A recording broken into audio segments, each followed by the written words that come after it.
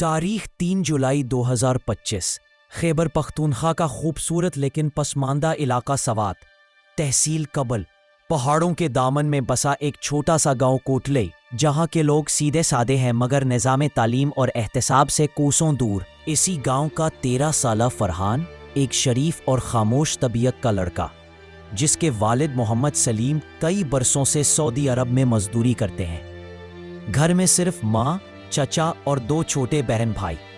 غربت کے باوجود فرحان کی ماں چاہتی تھی کہ اس کا بیٹا حافظ قرآن بنے، اسی لیے اسے نزدیکی مشہور دینی ادارے مدرسہ تعلیم القرآن میں داخل کروایا۔ مدرسے کے محترم قاری محمد عمر، جن کا مدرسے اور مسجد پر مضبوط کنٹرول ہے، ان کا بیٹا احسان اللہ نہ خود عالم نہ تربیت یافتہ مگر باپ کے بل بوتے پر مدرسے میں طاقتور حیثیت رکھتا ہے۔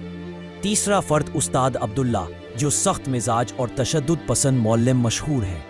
فرحان چند دنوں سے سبق یاد نہیں کر پا رہا تھا۔ اس کی ماں نے بتایا کہ لڑکا بیمار تھا، مگر استادوں نے یہ بات سنی انسنی کر دی۔ 3 جولائی کو ایک بند دروازے کے پیچھے فرحان کو سبق نہ یاد کرنے کے جرم میں زمین پر گھسیٹا گیا۔ ڈنڈے برسائے گئے، جسم پر تشدد کے نشان بنے اور اس کی چیخوں نے مدرسے کی دیواروں کو ہلا دیا، مگر دروازہ نہ کھلا۔ یہ ظلم ایک دوسرے طالب علم نے اپنے موبائل فون پر چپکے سے ریکارڈ کیا۔ جب ویڈیو سوشل میڈیا پر وائرل ہوئی تو پورے ملک میں ہلچل مچ گئی۔ بچوں کے تحفظ کی ادارے، انسانی حقوق کے ادارے، میڈیا چینلز، سب نے آواز اٹھائی۔ فرحان کے چچا نے تھانہ کبل میں فوری طور پر FIR درج کروائی، جس میں تینوں مجرموں کے نام شامل کیے گئے۔ مقدمہ دفعہ 302 جان لیوا حملہ، دفعہ 34 اجتماعی جرم اور چائلڈ پروٹیکشن ایکٹ 2010 کے تحت درج کیا گیا۔ پولیس نے فوری چھاپے مارے مگر مجرم بااثر نکلے۔ قاری عمر نے مقامی سیاسی اصل و رسوخ استعمال کر کے ابتدائی طور پر گرفتاری سے بچنے کی کوشش کی۔ فرحان کو فوری طور پر سعید الشریف اسپتال منتقل کیا گیا۔ اس کے جسم پر تشدد کے 17 نشان تھے۔ ہاتھوں کی ہڈیاں جزوی متاثر ہو چکی تھی۔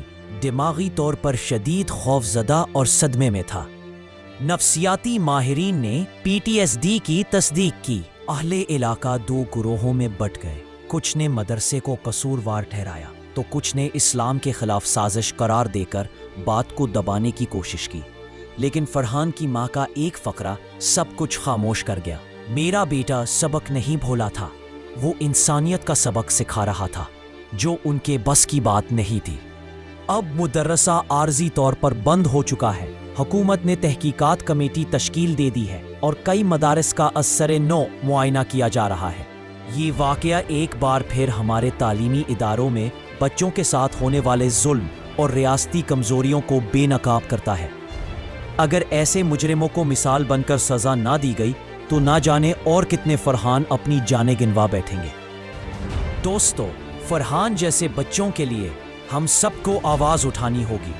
اگر آپ چاہتے ہیں کہ ایسی بربریت پھر نہ ہو تو سماج کو جگانا ضروری ہے۔ اگر ویڈیو پسند آئی ہو تو میز TV فائلز کو سبسکرائب کریں۔